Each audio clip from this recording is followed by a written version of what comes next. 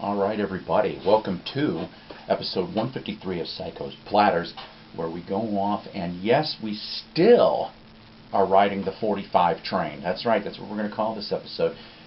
All of these were picked up within the last couple weeks from the same two places. You know what, I just love it. So let's tear right into it, huh? Got about another 9 or 10 to show you through here. First one, we're going to go right off the bat. Nice clock sleeve, by the way, but it's on the Grand. A Night with Daddy G, parts 1 and 2, from the Church Street 5 from December 1960. Now, Daddy G in this here was Gene Daddy G Barge on tenor sax. This is an instrumental 45. He would end up going to be a session man a lot on mid to late 1960s records on Chess. Okay. This was also reissued in 1964. This is the original 1960 Purple Label press.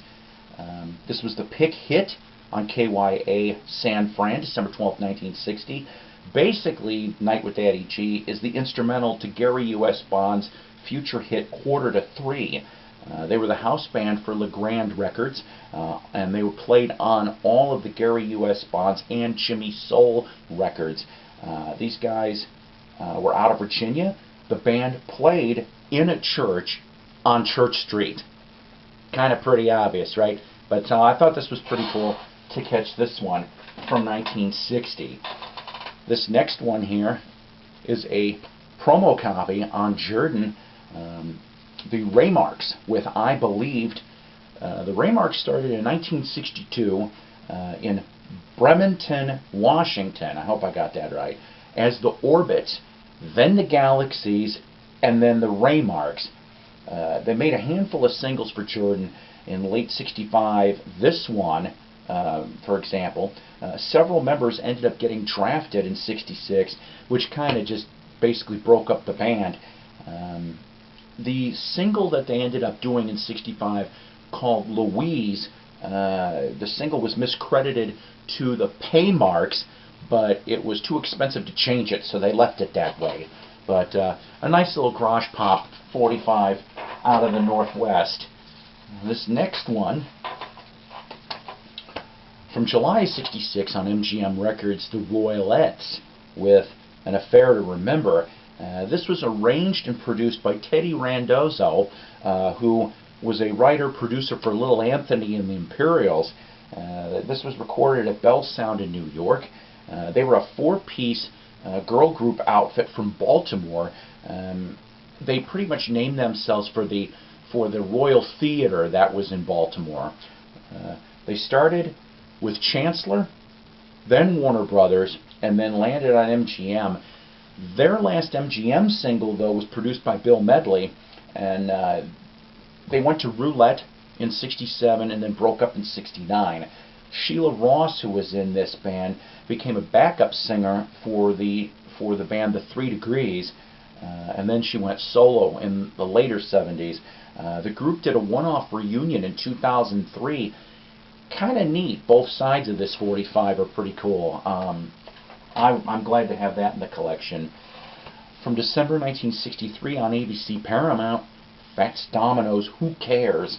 This is actually, like I said, came out December 63. It was a non-album track. Top 30 hit in the U.S. Billboard Rhythm and Blues charts. Felton Jarvis produced this. Felton Jarvis would go on to do other stuff. His biggest one would be Elvis Presley, of course, and Bill Justice arranged this, and Bill Justice would end up doing other work, including for High Records and a few other down the line. This one here I thought, once again, kind of cool. Billy Daniels, from August of 62 on Jubilee, Gonna Build Me a Mountain. He started out in 1948 recording That Old Black Magic, which is a typical pop standard now at that time. He stopped recording in the early 70s, and he passed away in late 88. There's a lot more history to this guy than even I could spit out in a YouTube episode. If you're bored, go take a look on Wiki. You're going to be kind of surprised on some of the things you're going to find out about this guy, and his family, too. Some of his 45s, though, not this one, unfortunately, but some of his other ones, are Northern Soul staples. I like the dude's voice on both sides. So if you ever find any Billy Daniels, go check it out. You might be pleasantly surprised. All right. The next one here, yeah, I wrote everything down. Next one here was kind of cool. On Columbia, February 1956, the Four Voices doing Lovely One. This was a Tennessee group that was a harmony quartet from mid-55 to mid-60. They sang the original version of Sealed with a Kiss, which happened to be their last single in May of 60. This was a top 20 hit in March of 56. It's got a little bit of a doo-wop sound to it, though. These guys were not normally known for having doo-woppy type stuff, so I was kind of pleasantly surprised to get that from the Four Voices. This one here is the unknown one to me in the group. On Renunu Records, No Arms Can Ever Hold You by Clef. The only real hints we've got on this, other than it's from 55, is you've got the Ray Charles chorus, and it was conducted by Neil Hefti, which Neil Hefti would go on a decade later to do the song Batman, yeah, and a bunch of other stuff. He did soundtrack work and TV work and other things. But I just thought this was kind of cool. I haven't played this yet to see, but I heard it's poppy. That's what I'm told. From 1962 on Motown, Two Lovers. Mary sings lead on this. The background is by the Love Tones and Eddie Kendricks of The Temptations. The instrumental, of course, is the Funk Brothers, and it was written and produced by Smokey Robinson. #1 hit on the Billboard R&B chart in early '63. All right. From 1955, the Crew Cuts Angels in the Sky. Top 10 on Cashbox. Was 11 on the Billboard chart. In early '57, they'd have their last top 20 hit. They were a Canadian group. They broke up in '64, but reunited in '77 in Nashville, of all places. 2 surviving members still performing under the name The Crew Cuts. That, I think, was kind of cool. And lastly, another instrumental piece, this one from November 1961 on the United Artists label, The Hog. That's right, from November '61. Upchurch has got so much of a history. You want to know more about this, go look up on Wiki and some of the other sites. He started working with Cool Gents, the Dells, and the Spaniels before working with Curtis Mayfield, Otis Rush, and Jimmy Reed, and so many others. He even still played until the 2000s. Like I said, though, Phil Upchurch, really cool stuff here. Both sides I actually like. Mainly sax and guitar, and as well on that. New subscribers for this particular episode, we've had a handful. Hound Dog Murray, Elvis Tribute, Beat Up Record Collector, Zeus Aguilera, Alec G, R Northern Soul. Go check out that channel. I'm hooked. I subbed. I love Northern Soul. That's like my new thing now. I'll listen to those.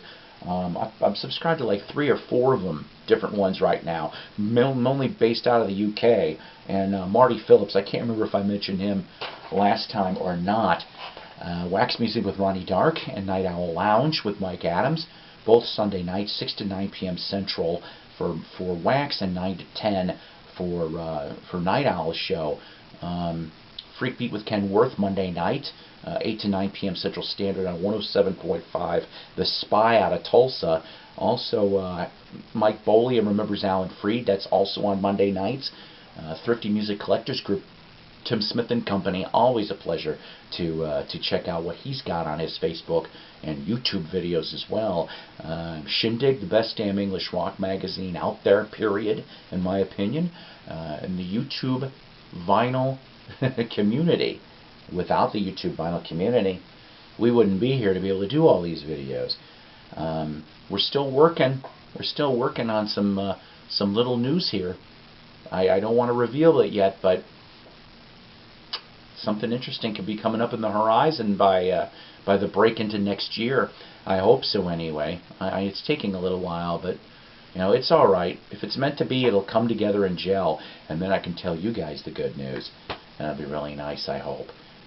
But you know what? I love you guys. We went through Election Day, did all that, went through Halloween. Thanksgiving's coming up. Thanksgiving's coming up and Christmas is coming up. I'm hoping to do a couple more episodes between now and then. I'm not sure. I think I may change things up and do an LP episode or two for the next ones, because I came across some semi-interesting ones I think you guys would get a kick out of.